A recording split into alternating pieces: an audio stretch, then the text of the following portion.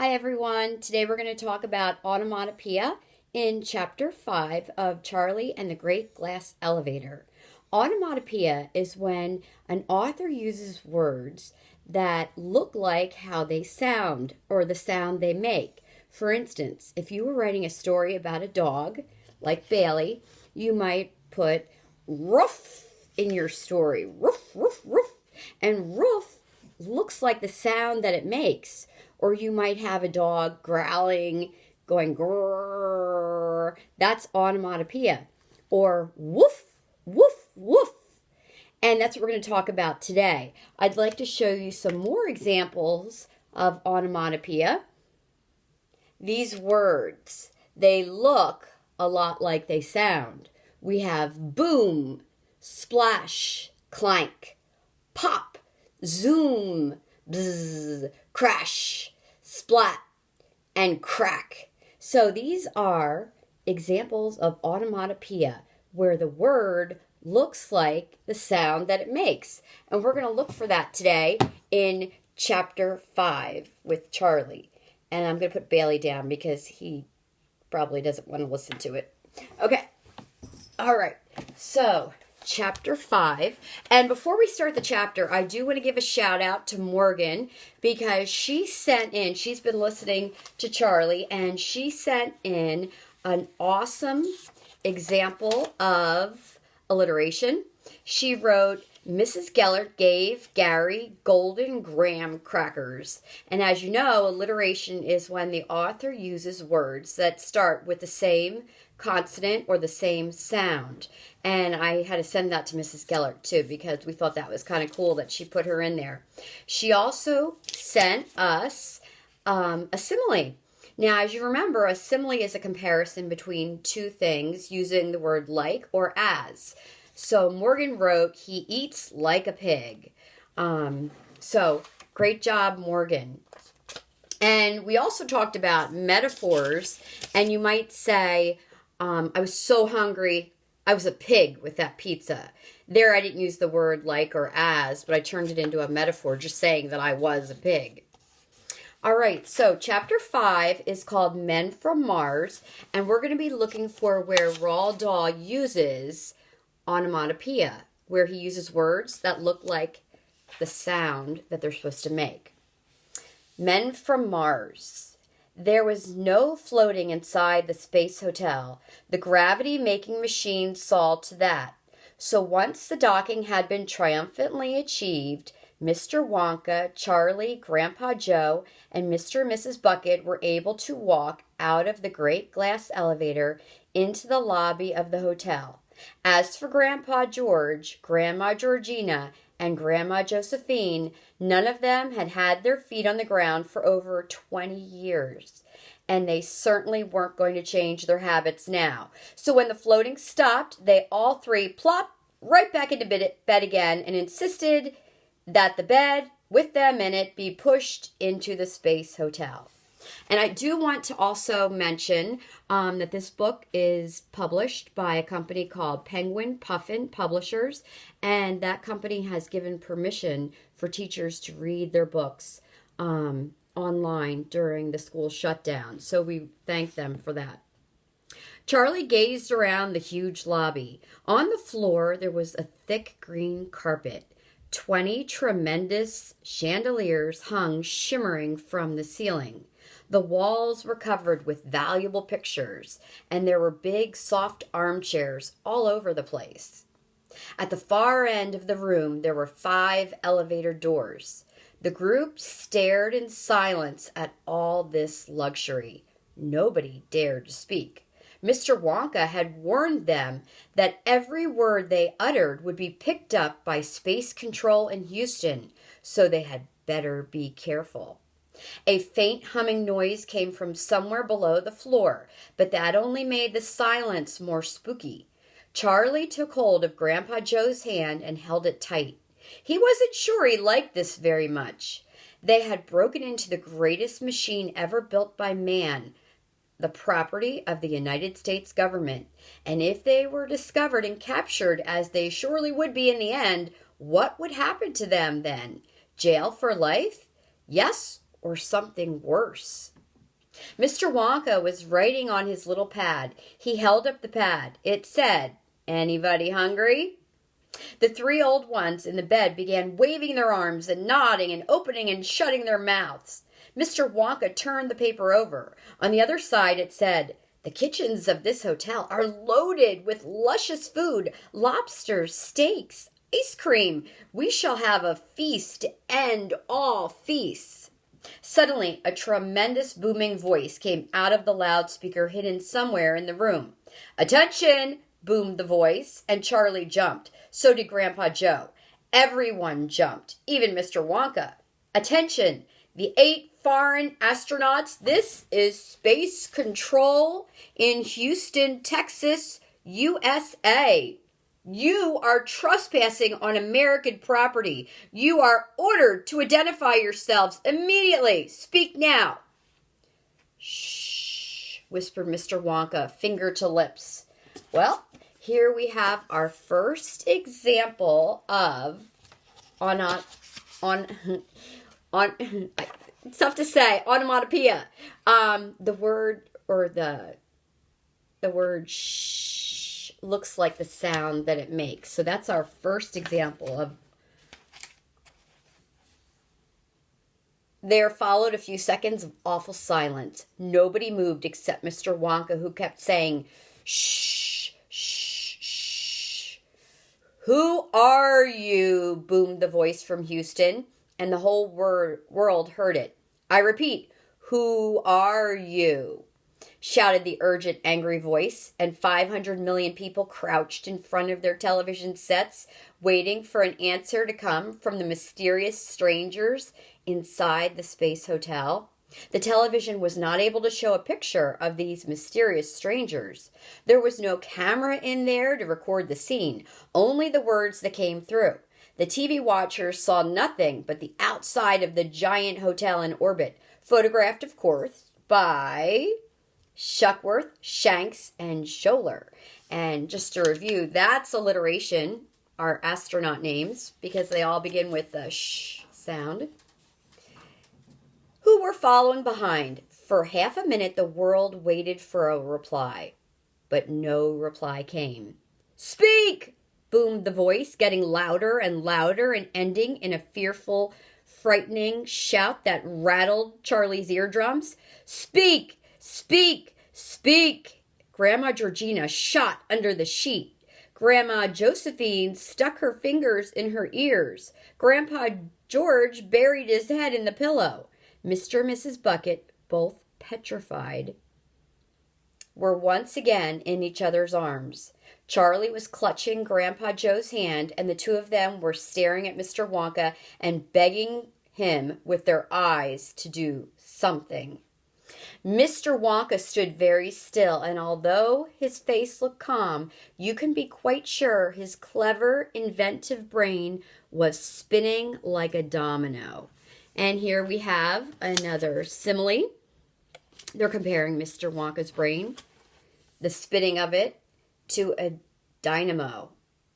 "This is your last chance," boomed the voice. "We are asking you once more, who are you? Reply immediately. If you do not reply, we shall be forced to regard you as a dangerous enemy. We shall then press the emergency freezer switch, and the temperature in your space hotel will drop to minus 100 degrees centigrade. All of you will be instantly deep frozen. You have 15 seconds to speak. After that, you will turn into icicles. 1, 2, 3. "Grandpa," whispered Charlie as the counting continued, "we must do something. We must, quick." 6, the voice said. 7, 8, 9. Mr. Wonka had not moved. He was still gazing straight ahead, still quite cool, perfectly expressionless. Charlie and Grandpa Joe were staring at him in horror. Then, all at once, they saw the tiny twinkling wrinkles of a smile appear around the corner of his eyes. He sprang to life. He spun around on his toes, skipping a few paces across the floor, and then, in a frenzied unearthly sort of scream, he cried, "Fimbo! Finzi!" The loudspeaker stopped counting. There was silence. All over the world, there was silence. Charlie's eyes were riveted on Mr. Wonka. He was going to speak again. He was taking a deep breath. "Bungo Bunny!" he screamed. He put so much force into his voice that the effort lifted him right onto the tips of his toes. "Bungo Bunny! Daffoo Dunny! Yumby Loony!" Again, the silence. The next time Mr. Wonka spoke, the words came out so fast and sharp and loud they were like bullets from a machine gun. So his words coming out so quickly are like bullets from a machine gun, and we know that that's a comparison, a simile using the word like. "Zonk, zonk, zonk, zonk, zonk," he barked. And here we have an example of onomatopoeia. Zonk, zonk, zonk. Those words look like the sound that they're supposed to make in our story.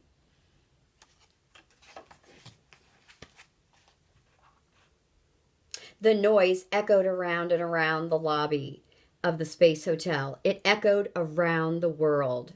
Mr. Wonka now turned and faced the far end of the lobby where the loudspeaker voice had come from. He walked a few paces forward, as a man would, perhaps, who wanted a more intimate conversation with his audience. And this time, the tone was much quieter. The words came more slowly, but there was a touch of steel in every syllable. "Kirashuki, Malabuku, we be wise, you be cuckoo, Alapenda, Kakamenda, pens for London, if no suspenda, Funica, Candarica, we be stronga, yumbi weaka, Papokoto, Burumuka, very risky, you provoca, Caddy, moons and stars, Fanisha, Venus, Mars. Mr. Wonka paused dramatically for a few seconds. Then he took an enormous deep breath, and in a wild, fearsome voice, he yelled out, "Kiddaman baboon zunk, Figman lazy zunk, Gilla miza zunk, Firmakaka zunk, Anapalooza la zunk zunk zunk." The effect of all this on the world below was electric. In the control room in Houston, in the White House of Washington, in palaces and city buildings and mountain shacks from America to China to Peru, the 500 million people who heard that wild and fearsome voice yelling out these strange and mystic words all shivered with fear before their television sets. Everybody began turning to everybody else and saying, "Who are they? What language was that? Where do they come from?" In the president's study in the White House, Vice President Tibbs, the members of the cabinet, the chiefs of the Army and Navy and Air Force, the sword swallower from Afghanistan, and the chief financial advisor, and Mrs. Tabsipus, the cat, all stood tense and rigid. They were more than just a little afraid, but the president himself kept a cool head and a clear brain. "Nanny!" he cried. "Oh, Nanny, what on earth do we do now?" "I'll get you a nice warm glass of milk," said Miss Tibbs. "I hate the stuff," said the president. "Please don't make me drink it." "Then summon the chief interpreter," said Miss Tibbs. "Summon the chief interpreter," said the president. "Where is he?" "Right here, Mr. President," said the chief interpreter. "What language was that creature spouting up there in the Space Hotel? Be quick. Was it Eskimo?" "Not Eskimo, Mr. President." "Ha! Then was it Tagalong? Either Tagalong or Ergo?" "Not Tagalong, Mr. President. Not Ergo either." "Was it Tulu then? Or Tungus or Tupi?" "Definitely not Tulu, Mr. President, and I'm quite sure it wasn't Tungus or Tupi." Don't stand there telling me what it wasn't, you idiot," said Miss Tibbs. "Tell him what it was." Yes, ma'am. Miss Vice President, ma'am, said the chief interpreter, beginning to shake. Believe me, Mr. President, he went on, it was not a language I have heard before. But I thought you knew every language in the world. I do, Mr. President. Don't lie to me, chief interpreter. How can you possibly know every language in the world when you don't know this one? It's not a language of this world, Mr. President. Nonsense, man, barked Miss Tibbs. I understand some of it myself. These people, Miss Vice President, ma'am, have obviously tried to learn just a few of our easier words, but the rest of it is a language that has never been heard before on this earth. Screaming scorpions, cried the president. You mean to tell me they could be coming from somewhere else? Precisely, Mr. President. Like where? Asked the president. Who knows? Said the chief interpreter. But did you not notice, Mr. President, how they used the words Venus and Mars? Of course I noticed it, said the president. But what's that got to do with it? Aha! I see what you're driving at. Good gracious me, men from Mars! And Venus, said the chief interpreter. That, said the president, could make for trouble. I'll say it could, said the chief interpreter. He wasn't talking to you, said Miss Tibbs. What do we do now, General? Said the president. Blow 'em up, said the general. You're always wanting to blow things up, said the president crossly. Can't you think of something else? I like blowing things up, said the general. It makes such a lovely noise. Phoom, phoom. And here we have another example of onomatopoeia. It's so hard to say. Onomatopoeia. So whenever the word kind of looks like the sound that the author wants you to imagine, that's an example of onomatopoeia. Let's see. Don't be a fool, said Miss Tibbs. If you blow these people up, Mars will declare war on us. So will Venus. Quite right, Nanny, said the president. We'll be trunculated like turkeys. Every one of us will be smashed like potatoes. And smashed like potatoes. Think of mashed potatoes. I'll take 'em on, shouted the chief of the army. Shut up, snapped Mrs. Tibbs. You're fired. Hooray, said the other generals. Well done, Miss Vice President, ma'am. Miss Tibbs said, we've got to treat these fellows gently. The one who spoke just now sounded extremely cross. We've got to be polite to them. You know, butter them up, make them happy. The last thing we want to do is to be invaded by men from Mars. You've got to talk to them, Mr. President. Tell Houston we want another direct radio link with the Space Hotel. And hurry. Okay, so your job is to maybe think about how you could use onomatopoeia in a story or even just a sentence. And here are some examples for you to use. You want to make sure your word kind of looks like the sound that it's supposed to make. And you can have your parents email them to me and we'll share them next time. So everybody take care and keep reading. Bye-bye.